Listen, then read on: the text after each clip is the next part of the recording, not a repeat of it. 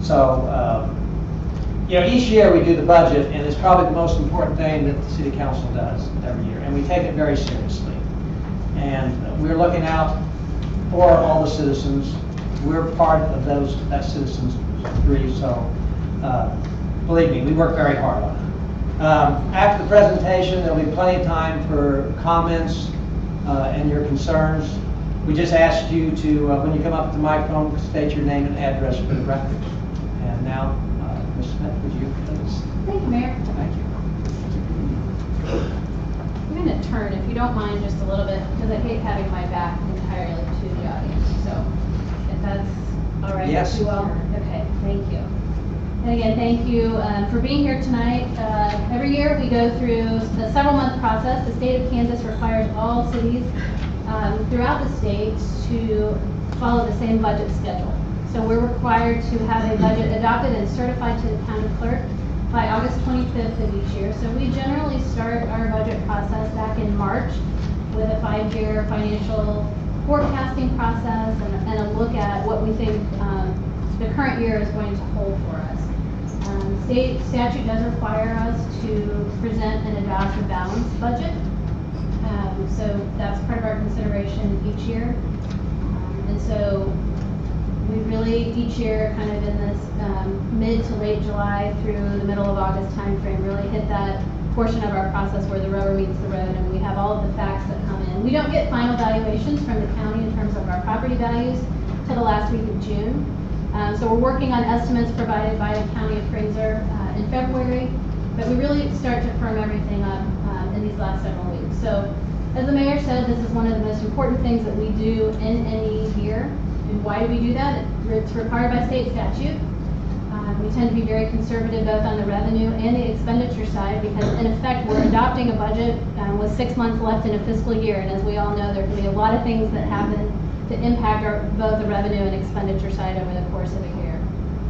So we have the opportunity to amend budgets if necessary, but those have to be on an annual basis, but those would have to go back through a public hearing process. So we try to be conservative and avoid making those changes mid-year if we don't have to. So our budget also helps us really identify and communicate the community's priorities. It identifies the revenue and expense mix necessary to support both our general service delivery, so our operating departments, and the investment that we're looking at making in infrastructure. And then it communicates those programs and objectives in a very public-facing document. So as I mentioned, we've really been meeting since March, kind of looking at the issues that are influencing or driving the 2016 budget process, as we do each year. And we've kind of landed in really in the last, even more so than in previous years, our budget has been in a constant state of sort of evolution, and that's been based on a number of things. Last year, 2014, we did much better than anticipated in revenues to the tune of about $400,000 in sales tax revenues, primarily driven by equipment purchases, we think, made by AT&T, so kind of a one-time revenue bump for us. We also realized some significant salary savings in the 2014 budget. So when we got to the end and through our audit process in late May and early June, as we anticipated, we ended up adding about $950,000 to the bottom line in the city's general fund budget in 2014. That was a real positive. Again, neither one of those things, either on the revenue or expenditure side, can we count on going forward. So we take advantage of that, we stick that under our belts, and then we look at moving forward. We also have been talking about for several years, kind of the first item on the list that has come home really in the last month on the 2016 budget, is as we look at funding stormwater debt service for the more than probably $28 to $30 million worth of improvements that have been made over the last several years. We've known there was going to be a shortfall that was going to land at some point. We didn't know exactly what budget year that was going to happen in. That looks like that's going to happen in the 2015 budget year. And it's going to require a transfer of that extra money that we got and ended the year in 14 out of our general fund of about $485,000 to make that stormwater debt service. But that leaves us with a shortfall in future years. We also, in the early July, received a decision from the Court of Appeals that ruled that the transportation utility fee was invalid. council has made the decision to appeal that to the state Supreme Court. But out of respect for the appellate court's decision, and so that we again take the most conservative approach possible in the 2016 budget, is not going to use TUF as a revenue stream in the 2016 budget. So that then presents a question about what is the appropriate or desired level of funding for street maintenance without those transportation utility fee revenues. We also, on an ongoing basis, and this we've talked about for several years, we look at funding capital equipment, so that's things like police cars, public works vehicles, the city hall, public works facility, or public parking lots.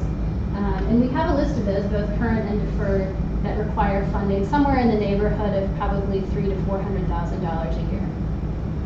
And then a continued rebuilding of fund balance. We spent fund balance down back in 2010 to do some debt restructuring, and we've committed, the council has been committed to rebuilding that fund balance. Again, as I mentioned, we made significant progress toward that with the 2014 budget, but it's important for us to continue to try to balance all of these things as we move forward in the 16 budget and in years beyond that. So kind of where we are today, those issues facing us in the 2016 budget. We wanted to just touch generally on the revenues and expenses and how those are allocated or how those come into our annual budget. So on the general fund side, what you can see is that we have an estimated revenue of about $10.3 million in the general fund. So these are monies that are used to support general operations, police, public works, parks and recreation, administration, all of those basic general city services, code enforcement, planning and development. So as you can see, one of the things that we try to do is balance and not be too dependent on one specific revenue stream. It allows us to be more flexible if we need to respond to changes in the economy or other factors like that. So as you can see, and this is pretty consistent with where we've been in previous budget years, on the general fund revenue side, sales and use taxes make up about 39 to 40% of that budget. That's not uncommon in other cities. Sales tax is typically the highest revenue stream in the general fund.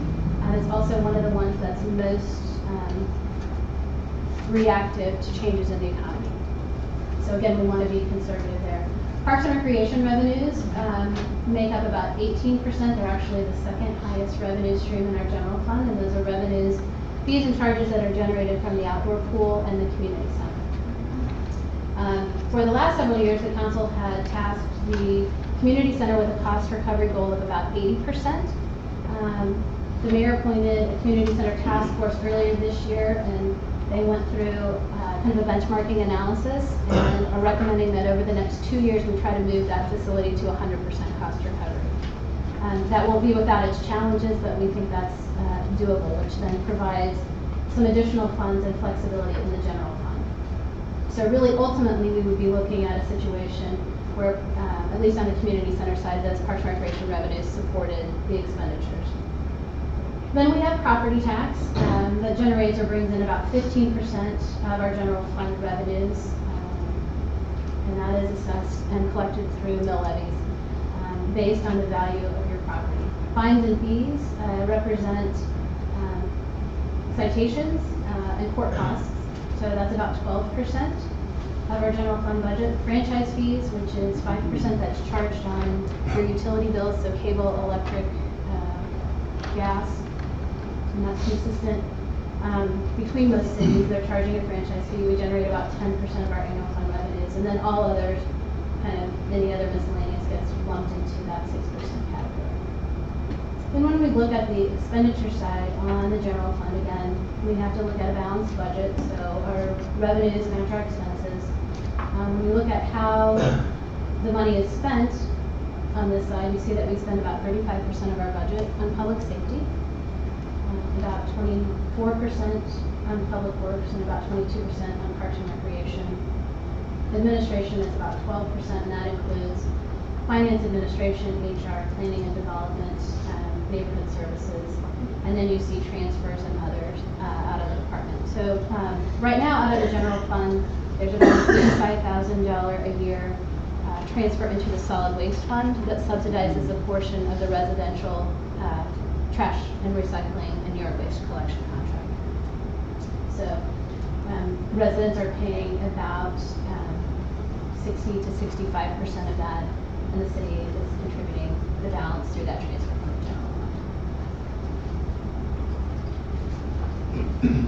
If you look at kind of putting the 2016 budget in perspective, particularly on the general fund side, one of the things we talk about is last year when I was looking back at our notes from our community dialogue and said 2015 was really just kind of a maintenance budget. So we were really just looking to kind of hold service delivery levels the same, purchase about the same amount of capital. And so each year, this year the department submitted close to $500,000 worth of requests for vehicle and equipment, and we were only able to build about half of that into the 2016 budget as it stands. So we've used a variety of tools really over the last 3 budget cycles to balance the needs that we have or the any shortfalls that we might have within the general fund itself. So we've eliminated positions, we've held positions vacant, we've deferred capital equipment purchases, we've modified programs and services. So we've looked inside kind of towards our own operating budgets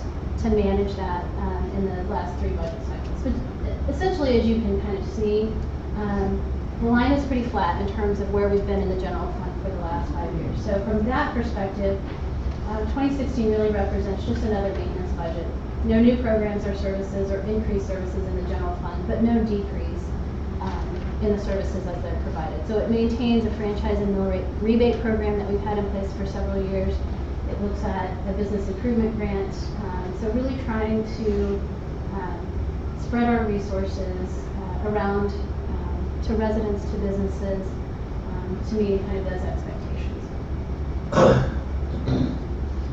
Infrastructure funding is a different story. It has been a different story in Mission's budget for the last several years. So we started moving away from, although it may not be fair to say moving away from funding infrastructure with mills because we weren't really funding infrastructure with mills. So we started identifying infrastructure needs and talking about how to fund the infrastructure needs. So you can kind of see this chart where we've been in terms of dedicated funding streams for stormwater, streets, and parks and recreation from 2010 through 2016. So stormwater, you can see, has increased over that time period. There was a stormwater utility that was introduced back in 2005, and that was on the heels of the revision of the FEMA floodplain maps, which put a significant portion of our commercial district in the floodplain and limited the options or the growth that we felt was possible there in terms of property valuations and reinvestment.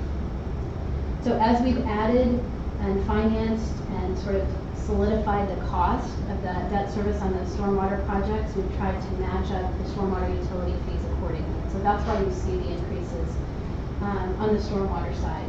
So what we're showing here is what would happen. So what happens in 2016 if there's not an increase in stormwater utility fee funding? If we left the rate flat, you end up with about a $500,000, $525,000 shortfall to cover your existing stormwater debt service.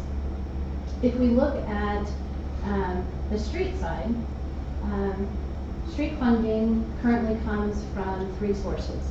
There's gas tax, which is distributed through the state of Kansas, and that generates about $250,000 a year in revenue for the city that can be used only for street and road purposes.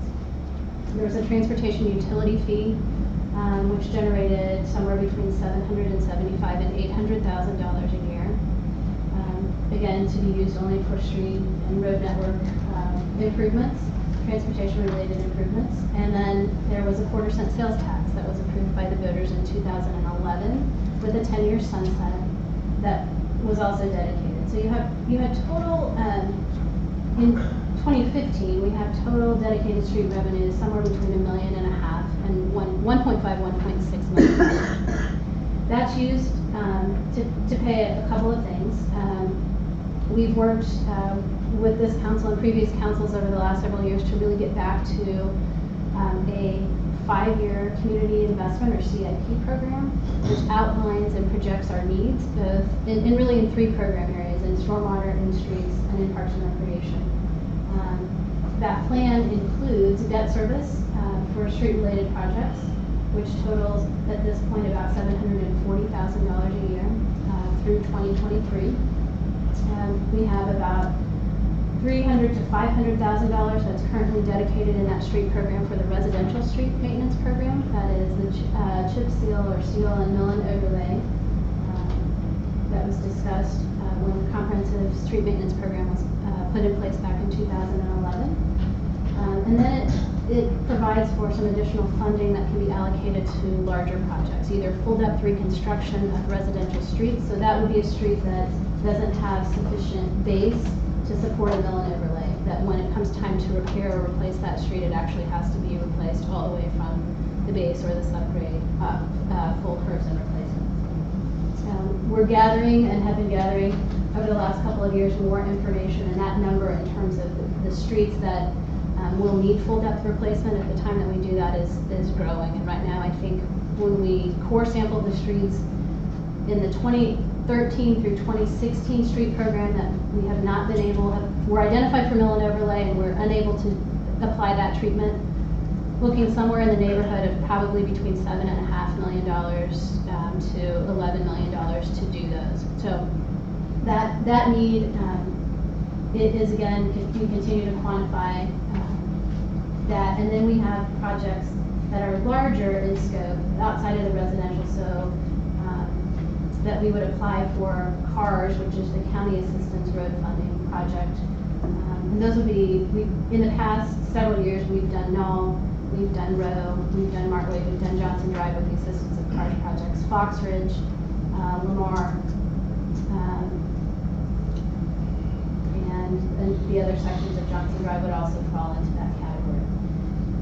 Then on the Parks and Recreation side, the Parks and Recreation, dedicated Parks and Recreation revenues prior to 2012 came from a third of alcohol tax funds that were distributed to the city from the state of Kansas. So alcohol tax comes to the city in 3 ways. And based on our population, we have to split it up. A third can go to the general fund, a third has to be used for prevention treatment of alcohol or drug-related services, and then a third of that is dedicated to Parks and Recreation. The third that was dedicated to Parks and Recreation generates between $40,000 and $45,000 a year.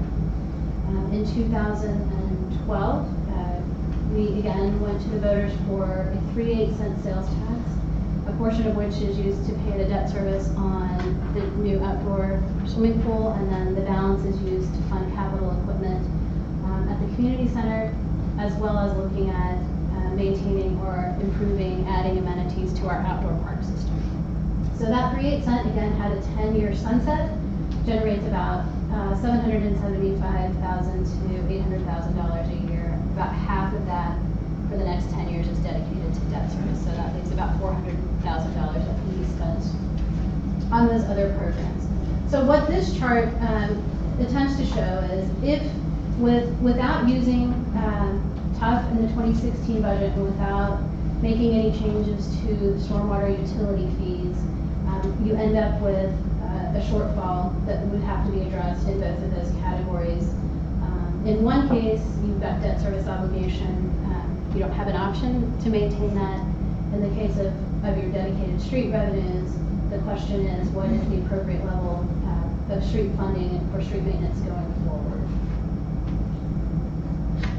So as we've talked with the council in their various work sessions, and we'll continue to talk about this evening and for the next month, currently we're looking at a 2016 budget that would provide the following: adequate stormwater revenues to cover existing debt service, funding in some sort to replace the TUF to continue the annual street maintenance program, and maintaining current levels of service for all of our operating departments. So as we've looked at that, and the council certainly hasn't landed on, I think we've seen probably in Prairie Village Post and some of the other news media outlets, there aren't very many options available to city councils in terms of how do you generate revenues to do that. So we start to talk about things like mill levy increases, stormwater utility fee increases, and or potentially sales tax are really the revenue streams that are available to the council to fund those services. Again, I think the council has just really started talking at the very high level about what that mix might be and what those impacts might be. But to get us to funding that stormwater and maintaining the street program, we're looking at solutions that would probably cost your typical homeowner, which is $150,000 house, appraised value on $150,000, an additional 15 to 25 cents a day to fund those street stormwater costs. So per month on that same house, it's $6 to $12. So the high end is on a house that's got an appraised value of $250,000. So that's kind of your range, which covers most of the housing stock in Mission with some exceptions.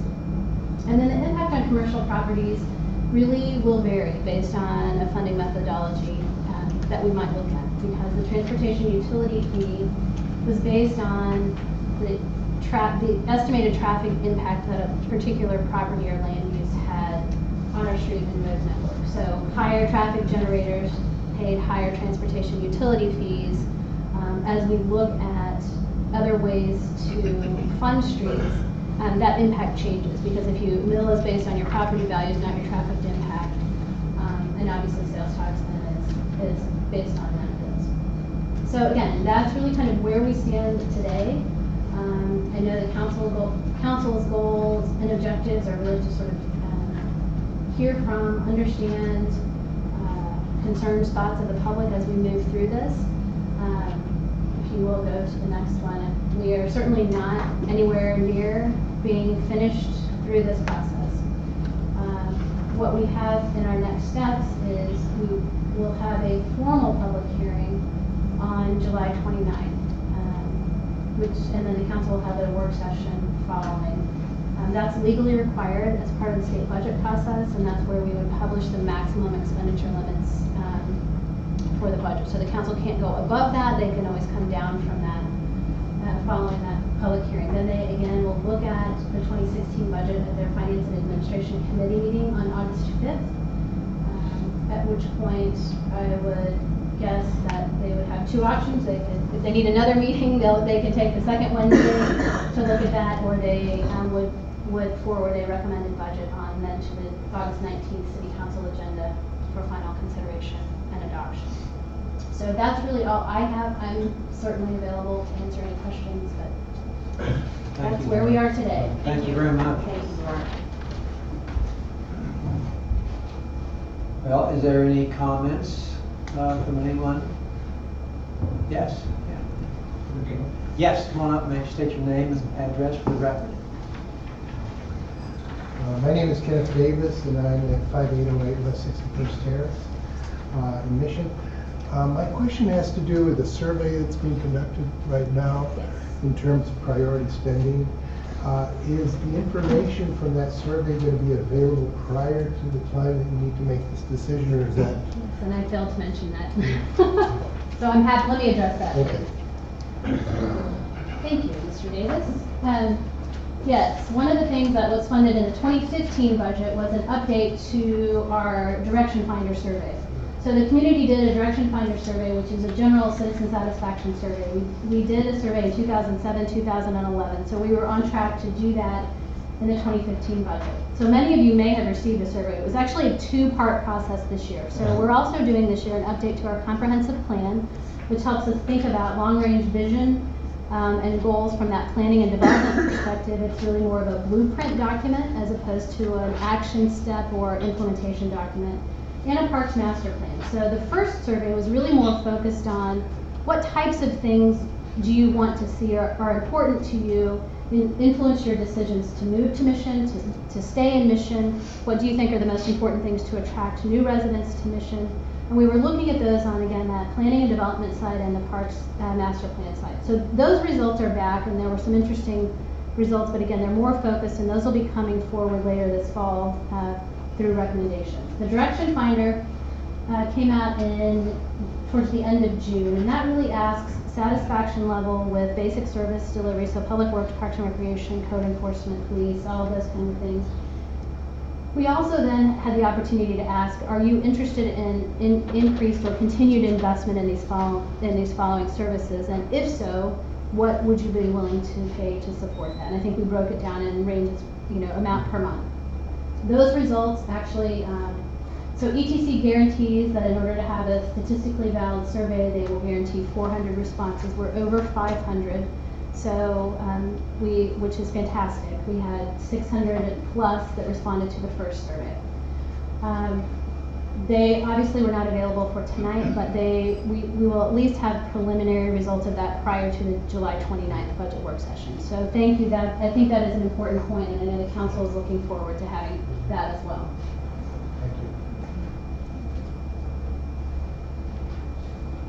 Thank you. Anyone else? Yes.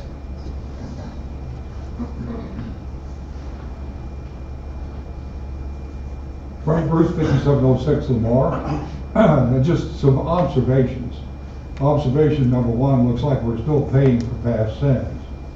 Observation number two, I've told you before, I consider myself a stockholder or shareholder, and you are my board of directors. And I have to say I have a lot of confidence in my board of directors that you will cut where you can cut, defer where you can defer, and that you will eventually come up with a package that will be fair and reasonable to all of us. And the same thing, kudos to the staff. I have a lot of confidence in them, and I know they've done a lot of work so far, and you will continue to work over the next month. Just thank you very much. Thank you, Frank.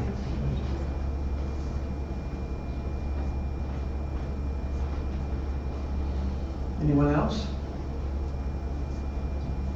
You have plenty of time. And I don't see word. Can you probably do it from there if you need to? Go ahead. No, I'm after you. Okay. I'm getting up. If you speak twice, typically they ask somebody to speak not a second time before. I couldn't get up. Ken Davis again, 5808 61st Terrace. One of the questions that I have, and this is minute, I mean, it has to do, I guess, with Parks and Rec or Public Works, I'm not sure which. The tradition has been that the Shawnee Mission Parkway right-of-way that belongs to KDOT has been managed by KDOT, and Mission has not really participated in that, although lately there has been some participation in the mowing along that. And I know that this area only affects two neighborhoods, that's basically Mill Haven and Countryside.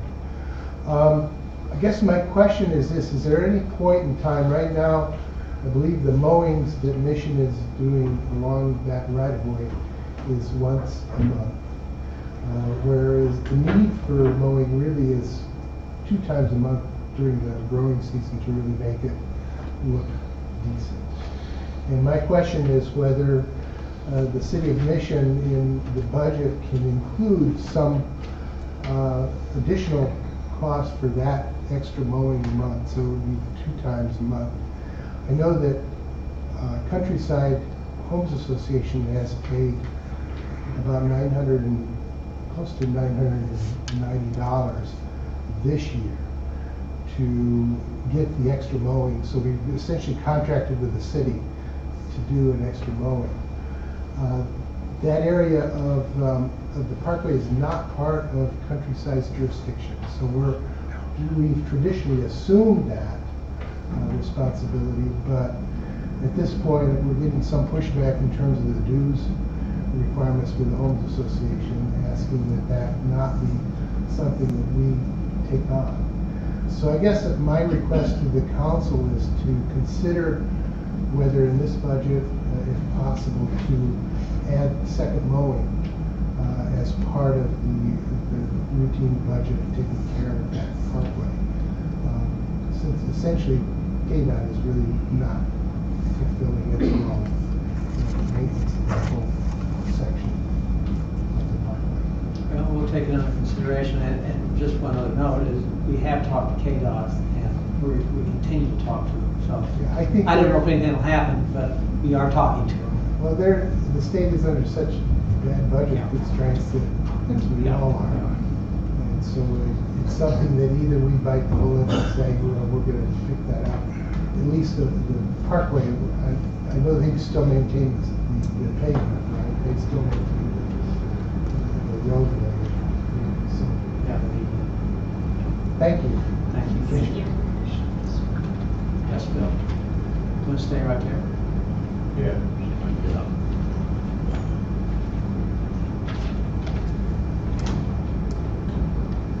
This might surprise you. Bill Nichols, 6019 West 61st Street. Might surprise you. But nobody seems to care. Well, there's more unknown faces here than I thought there were when I walked in. Maybe they do care about the budget. I certainly do. I was going to ask that certain parts of the consent agenda be removed for an individual vote. I'm not going to do that. On the streets, if I can just quote something that John Belger said, and I respect John Belger a lot. The streets that are already in good condition and extending their useful life, it is a critical component of the city's comprehensive annual street maintenance program. I'm sorry, I don't have my glasses on, they're in my pocket. So what John is saying in that, in the mill and overlay, no, chip seal, streets are fine. Yep. No? No. You didn't? No. That's the reason for the program. The program is to continue to maintain and improve the streets that are needed to be maintained. He's not saying that all the streets are fine. All I know is what I read. And that's in your, I think maybe what he was saying was the streets that are good, and we'll take the, the chip seal, we're going to chip seal even to continue their life more, but the ones that are, the base is gone, then, I mean, we're on borrowed time. We'll do the worst ones I can see first. where you think that. And John may have actually meant that. But all I know, like I said, is what I read. Now, the mill and overlay, I'm not going to read that one. So that's not as good as I thought it was. Only thing I'd ask is just put a hiring freeze on. Try to cut the budget even more. And I know staff and you guys who work, I'll use a phrase that I don't like, tirelessly on this, and I appreciate it. But you've got a general fund you can pull money from, but we're going to spend money that we don't have. And the only way that we're going to get it is through increasing sales tax and mill levies. Okay? Like I say, you'd be surprised. Do whatever you're going to do. We'll suffer through it. We will try our best, and we are. Yeah. Okay, thank you. We're doing that. Appreciate it. Thanks, Bill.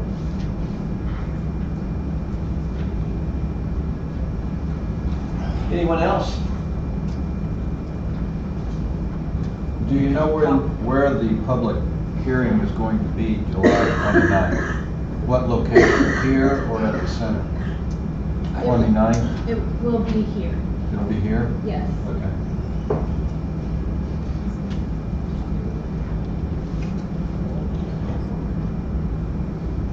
Anyone else?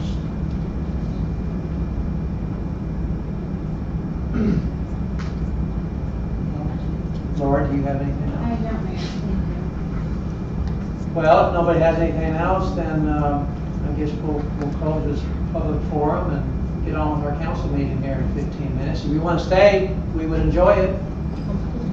Oh, I don't know. But thank you very much for coming. I just want to say one thing. Sure. I think I speak for all the council members sitting up here. We are all very, very interested in your opinions, and if you have any thoughts or recommendations or just want to, I don't know, talk about the decisions that we have to make and maybe your thoughts or opinions on what would be preferred over the other. As Mr. Nichols indicated, we're looking at, and as Laura pointed out, we're looking at increasing fees, meaning the stormwater utility fee. We're looking at increasing mill levy. Of course, sales tax is on the table, but those are our three options at this point. And you saw with the significant deficits that we have on the table that we have to deal with, regardless if it's past tense or not, that's the reality. So I personally would love to hear from everybody and anybody who would like to share their opinion around, do you want to see a shared responsibility through sales tax for the people who come into our community as well as the people who live into this community? Would you like to see an increase in stormwater utility fee, which is spread differently across business owners? Some business owners don't pay mill levy or property tax. Or would you like to see it just be property tax? So I personally am very interested in hearing what their opinions are. And if you're up for sharing across all three of those, if you prefer a different mixture, again, I can only sit here and speak for what I, have always run on and what my opinions are and what I've heard, but I would love and welcome anybody who wanted to speak. And again, I'm sure every single one of us would really like to hear some public dialogue here. At the end of the day, we're trying to make this as neutral as possible from an expense perspective on everyone. But at the end of the day, as Laura indicated, we have some street repairs that our current plan is not sufficient for.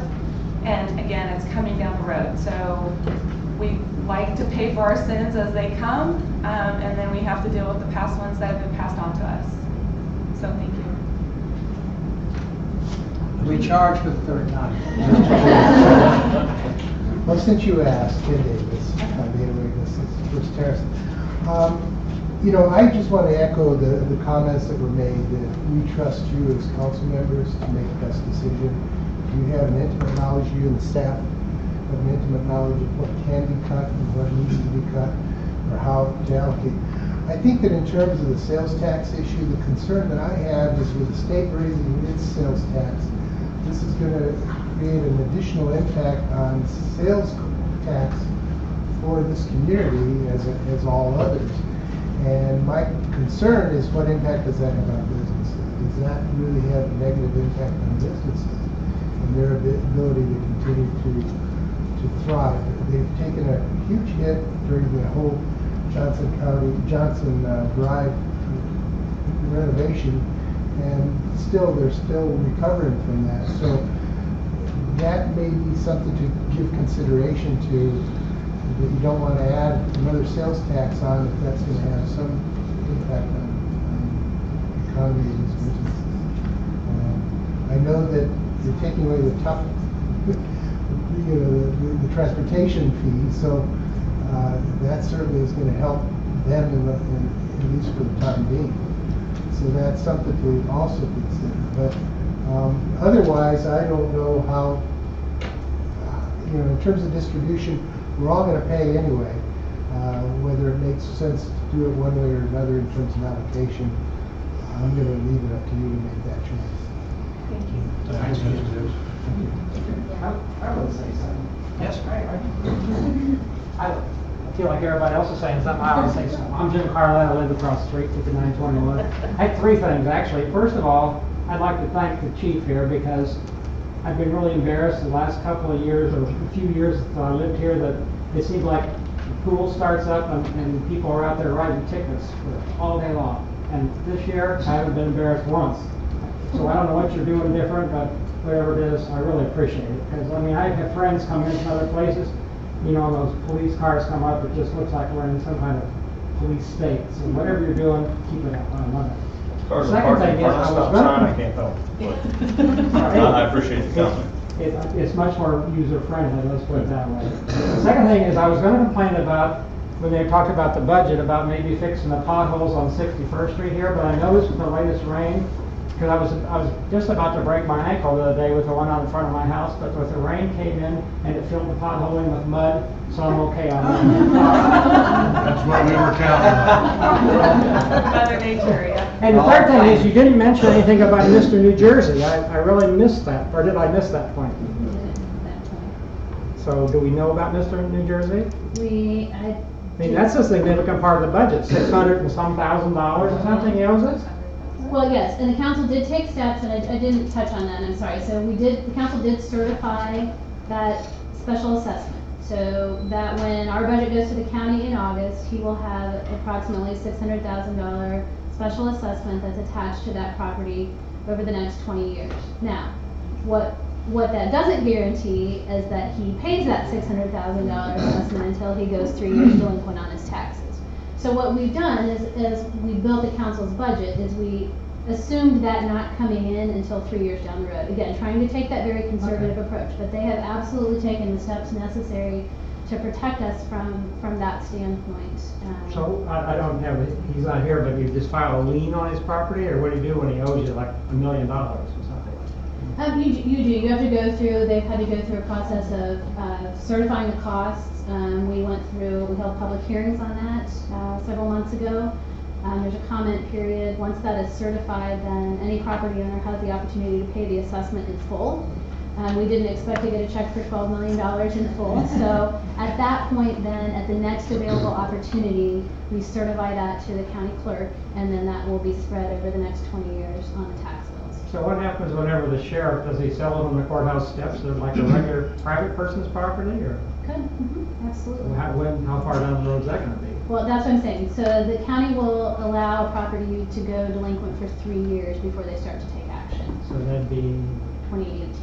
okay, I'll keep that number. Yes. Yeah, when the budget documents come out, that's. I don't like Mr. again, New Jersey, can you tell No.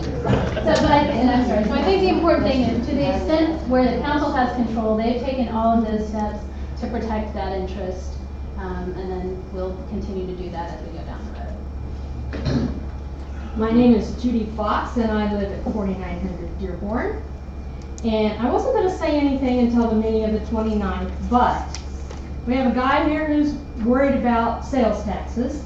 We have a guy here who wants the city of Mission to mow the grass around their thing. Meanwhile, my street is crumbling.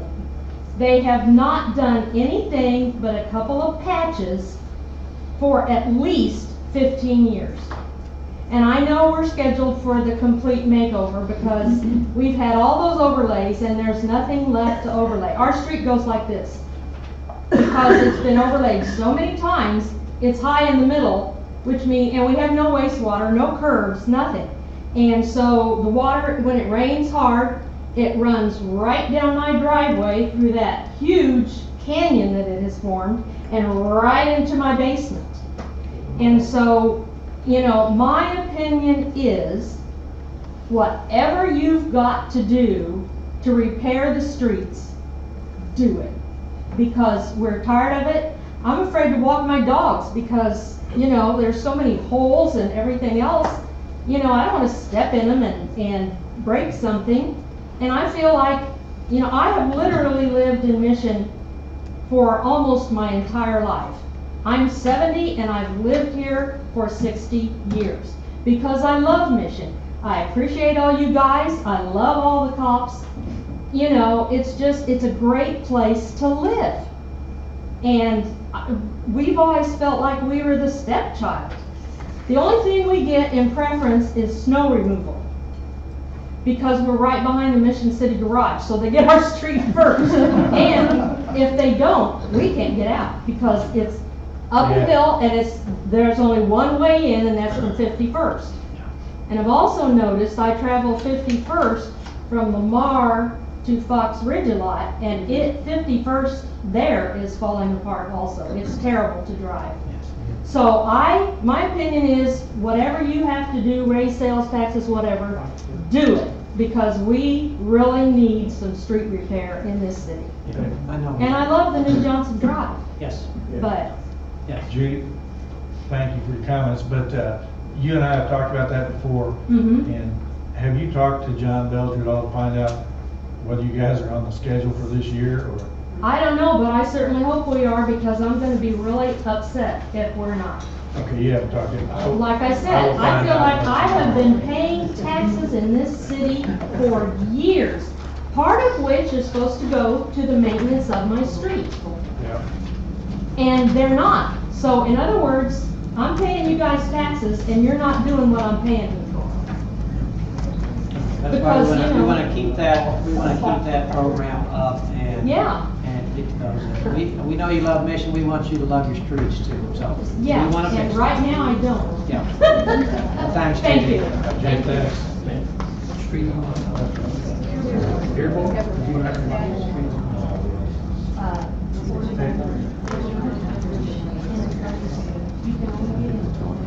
I'm just seeing what's on the schedule this year.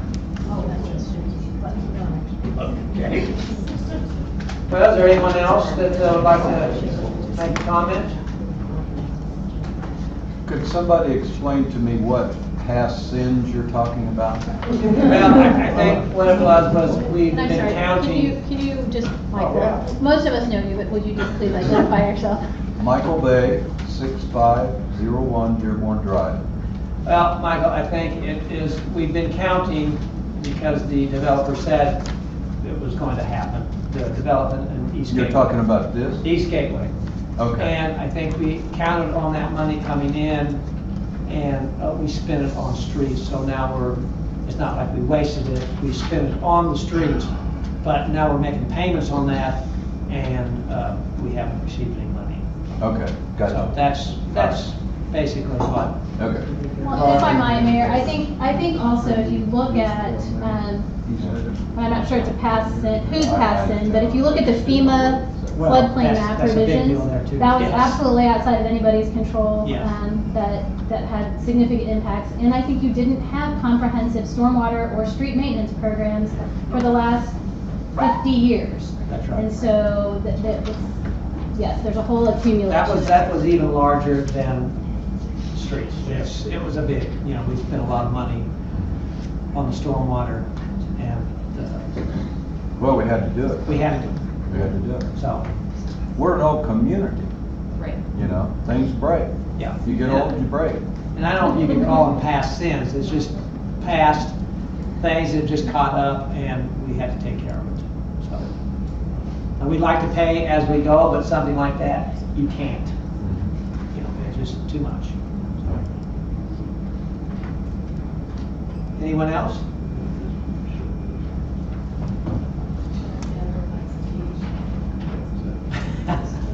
Well, I guess we will close this public forum, and we have 5 minutes to get ready for our council meeting. Thank you all very much. Appreciate your interest. Oh, I get that one.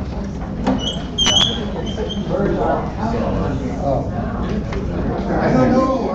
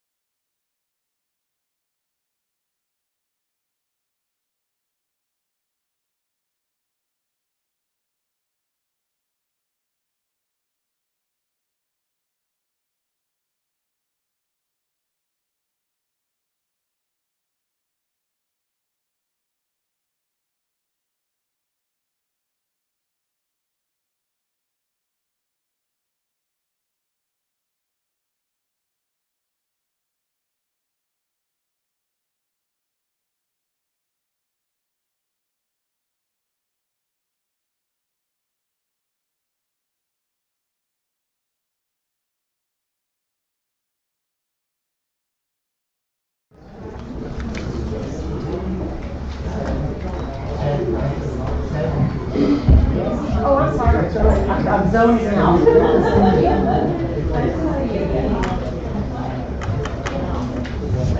Well, I call to order this city council meeting, July 15, 2015. I want to start with, Father, we profess that our help is in the name of the Lord, who made heaven and earth. In Jesus' name we pray. Amen. Amen. Stand for pledge.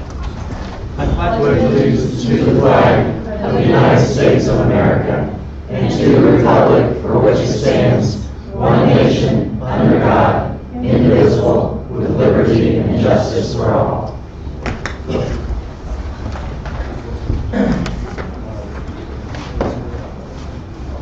Martha, would you please call the roll? Yes, Cowdery. Here. Councilmember Gibbs is absent. Crane. Here. Miller. Here. Quinn. Here. Rothrock. Here. And Councilmember Shepherd and Vaughn are both absent this evening. Thank you. Tonight we have two special presentations from our Parks and Recreation Department. First is our presentation of Life Saving Award to Abby Sostarich. Abby, I am so sorry. I did it all the time with my names. Let me try it one more time. Sostarich. How's that? Sostarich. Okay, give her my spelling. Okay, from now on, it's just Abby. Abby. Thank you. Yeah. Well, want to kind of recognize a few people tonight. First people I would like to recognize, and one of them isn't here, is Zach Beard, but then also Anthony Marshall. Everyone knows.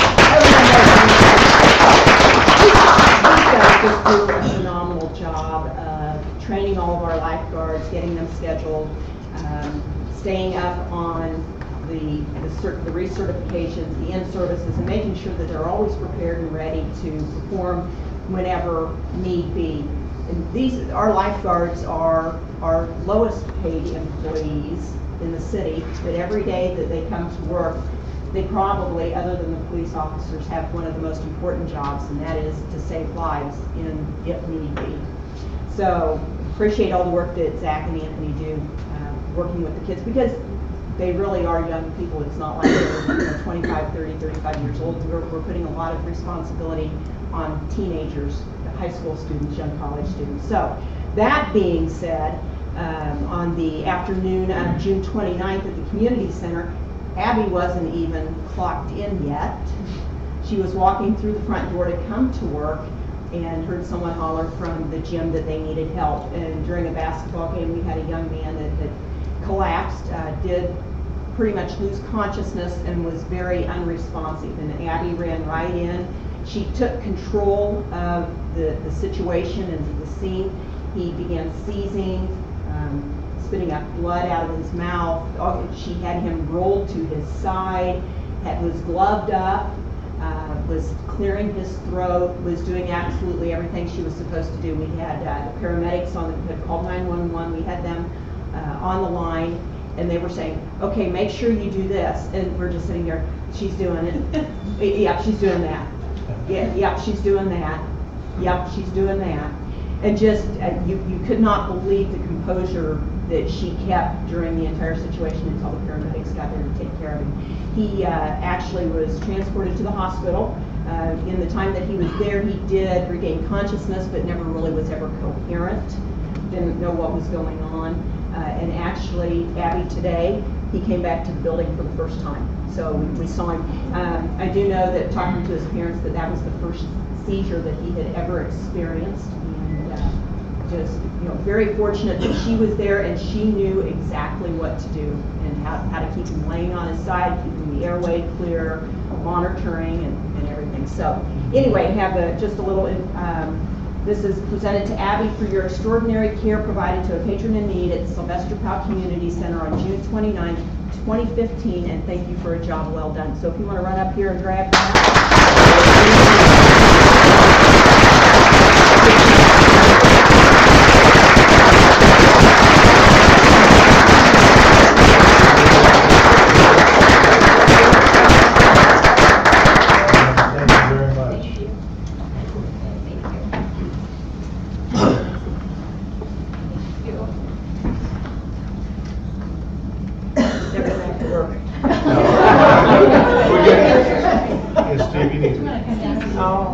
Let's get, I'll talk later from them. can we get Anthony in here too?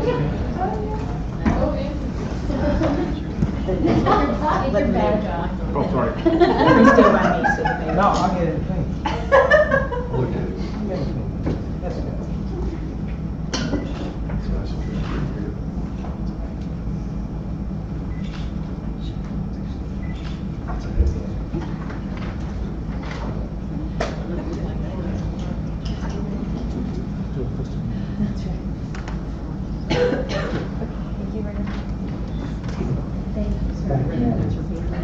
Oh, yes. Well, Abby's family stand up and say who you are. I thought you were.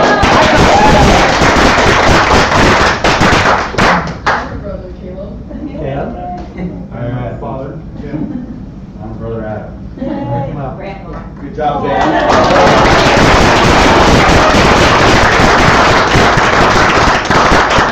thank you all very much. Thank you very much.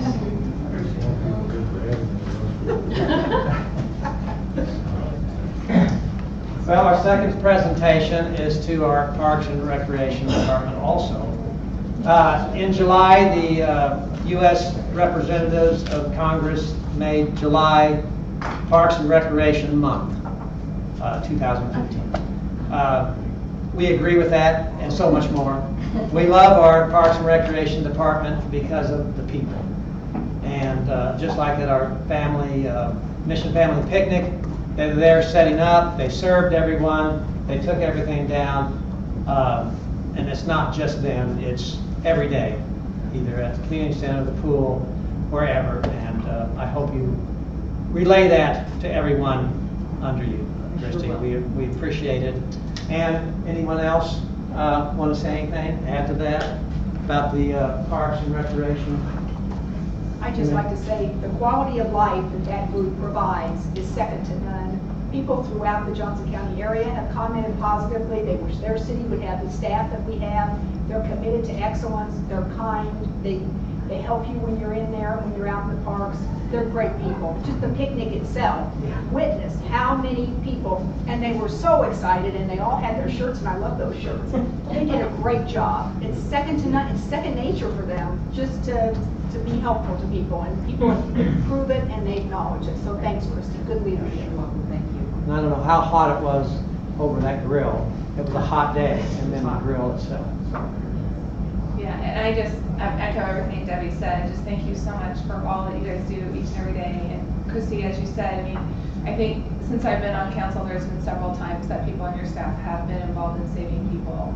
And that's a true testament to the confidence that you instill in people and the training that your staff is able to give to them. And I think it's a real blessing for our staff, your staff, to be able to do that and help out. And I just thank you for all you do every day with our parks and with our community center and everything else.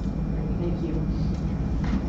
And Christy, as part of the task force for the community center, not only are you guys excellent and friendly and wonderful people to work with, but she was instrumental in creating a new benchmark for herself as well.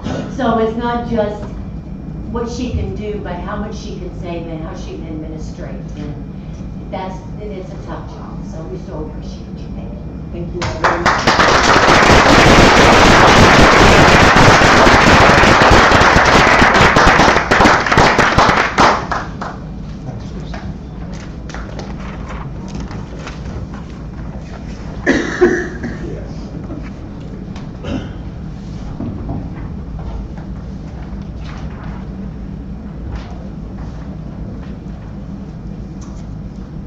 We do not have any notes or bonds on our agenda this evening, so we'll move straight to our consent agenda. It has 4 items.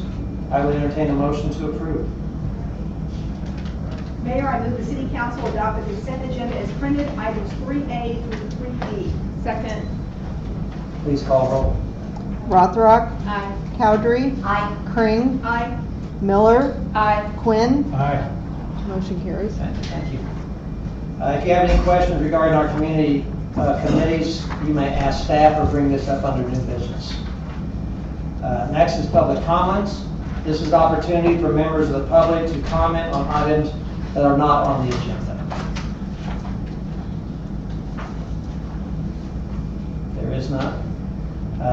We do not have any action items from the Planning Commission tonight. So we will start our committee reports with Councilmember Rothrock from the Finance and Administration Committee. We have no report for the Finance and Administration. Okay, thank you. Councilmember Quinn, will you provide a report on our committee, our Community Development Committee? Yes, Mayor, thank you. Item 6A is our 2015 street program, the chip seal contract award. And the chip seal program focuses on preserving the streets that are already in good condition and extending their useful life. The 2015 program will chip seal approximately 5.7 lane miles of street. 2 bids were received for this program, and it is recommended that the contract with Harbor Construction in an amount not to exceed $87,493.37 be accepted for the 2015 chip seal program. Mayor, therefore I move that the City Council approve a contract with Harbor Construction for the completion of chip seal application in an amount not to exceed $87,493.37. Second. Is there any discussion? Please call roll. Miller, Aye. Rothrock, Aye. Quinn, Aye. Cowdery, Aye. Kring. Aye. Motion carries. Yeah. Mayor, wait a minute, I think there's something confusing. The mill and overlay program focuses on repairing those streets with damaged surface asphalt that are on the cusp of complete disrepair. The 2015 program will mill and overlay approximately 1 lane mile of road, replace approximately 2,000 linear feet of curb, and replace 3,500 square feet of sidewalk, and make any necessary ADA improvements. 4 bids were received for this program, and it is recommended that the contract with Little Joe's Asphalt in an amount not to exceed $171,961.47 be accepted for the 2015 mill and overlay program. So Mayor, I move that the City Council approve a contract with Little Joe's Asphalt for the completion of the 2015 mill and overlay program in an amount not to exceed $171,961.47. Second. Is there any discussion? Please call roll. Cowdery, Aye. Kring, Aye. Rothrock, Aye. Quinn, Aye. Miller. Aye. Motion carries. Thank you. Mayor, with the Harold Corner, the Brenshore Development Agreement, Brenshore Developers has requested that the city consider extending their purchase and pre-development agreement for an additional year to allow them another opportunity to submit an application for low-income housing credits for this proposed development. This amendment would extend the contract through July 1st, 2016 with the following conditions: that if housing tax credits are awarded on or before July 1st, 2016, the closing date shall be on or before November 1st, 2016. The city has the right to entertain other offers up to November 15th, 2015. If an acceptable offer is received within that period, Brenshore will have the opportunity to proceed to closing. If they do not, the agreement would terminate and all refundable monies would be returned. This agreement would be exclusive to Brenshore after November 15th, 2015. Brenshore will deposit additional earnest money, which will be non-refundable except in the event that the city defaults on the contract, or if Brenshore decides to not proceed to closing if given notice of another offer prior to November 15, 2015. Mayor, I move that the City Council approve the third amendment to the real estate purchase and pre-development agreement with Brenshore Developers, LLC. Second. Any discussion? I have a question. I'm sorry, I don't understand the verbiage on the second bullet point where it says, if an acceptable offer is received within that period, Brenshore will have the opportunity to proceed to closing. Would the acceptable offer be from another party? Yes. Then why would they proceed to closing? It sounds like Brinsure would close. They would have essentially first First right of right. refusal. Oh, okay, thank you. Thanks. Any other questions? Please call roll. Rothrock, Aye. Quinn, Aye. Cowdery, Aye. Crane, Aye. Miller. Nay. Motion carries.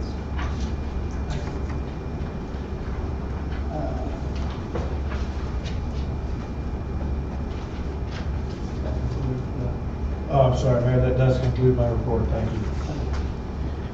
Is there any new business tonight? Unfinished business, excuse me. It's okay. I just want to thank people who came out for the picnic. It was a great success. This city garners all the energy and the things that this city does are great by its constituents and its residents and businesses. And they all came together Saturday night. It was a wonderful opportunity. And I said a special prayer because I had all the fireworks in my garage. And I thought, oh, if it rains and we can't have this, somebody goes by with a match on history. So thanks everybody for coming. It was a great opportunity to see everybody and have family time, and we just really appreciate everybody coming out. Was that this past Saturday?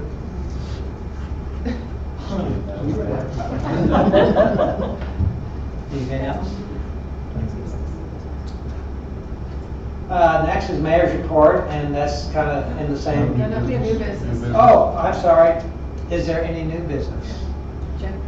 Yes, there's a Ward 3 meeting at Solicitor Al Community Center at 7 o'clock tomorrow. Thank you, Amy. Get all the information out there. Anybody who would like to come is more than welcome. Thank you. And then the Ward 2 meeting is Thursday, July 30th.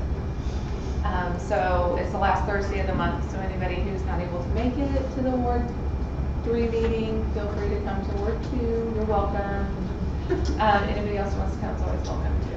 7 o'clock, Sylvester Powell, coffee, water, snacks are on your own. We don't do snacks. You do cookies. Yeah. Whoa. I might have to do cookies now. I would mention, I forgot to mention this earlier under unfinished, but we did have a Ward 1 meeting, a little meet and greet a couple of weeks ago on the 28th of June, had over 30 people turned out for that. A few of them were here tonight, a little earlier, and we talked to them, and we served hot dogs and sodas and water, and it was a fantastic event, so we expect some kind of turnout. Pulling no punches tonight. We'll have pizza. Oh, boy. That's on the quarter. Yeah. If you RSVP and we don't have enough pizza to order, we'll order pizza. Anything else? Well, now the mayor's report. And that's about the Mission Family Picnic also. It was great. I guess one particular thing, Debbie and Lynn Crane every year purchase fireworks for the city. And I know they put their own money in it also. I mean, there's no way they can't. It was a great display. Everybody enjoyed it. My grandkids, my son-in-law, he enjoyed it more than the grandkids, I'm afraid. But anyway, it was great, and we appreciate that. Please Well, tell thanks for helping. You helped. well, Lynn just told me where to light the fuse, so. And run. So, please tell them. Yeah, we really appreciate it. Yes, Yeah, thank you. definitely, thank you. Next is City Administrator's report. Yes, thank you. And I will echo everybody's sentiments about the family picnic. It was a great event, and I brought my grandchildren to this year's event. So, and actually, it was a lot of fun. So I got to see that through a whole different set of eyes, and appreciated it even more. Then 3 other things very quickly. July 21st, the chief, I think it was the brainchild of Chief Hadley, but thought it might be a great opportunity to bring some of our Mission Summer Camp kids over for a tour of Public Works and City Hall, and to kind of expose them to what we do. So, on July 21st, next Tuesday, all day long, we're going to be having groups of campers coming through City Hall. But if anybody is interested, downstairs, I know they're going to be grilling hot dogs around lunchtime. So if it works with your schedule at any point to stop in, We'd love to have you, and it's always kind of fun. It changes the energy around City Hall. So that's a lot of fun. What day is that again? July 21st, next Tuesday. Then also on next Friday, the chief will host, I think, his third Coffee with a Cop at Twisted Sisters, which has been great success. And Cray Village, I noticed this week, is now mimicking us. So good job being out in front of that. So that will be at 8 o'clock on Friday morning, the 24th. And then on July 25th, from 8 a.m. to 2 p.m., we have as part of our National Parks and Recreation Month, we have Passport to our parks.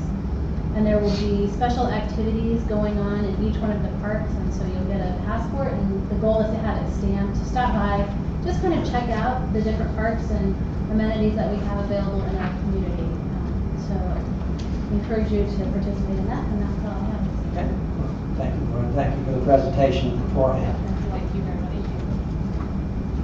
Well, if there's no other business, I would entertain a motion to adjourn. So moved. Second. All in favor? Aye. I am glad you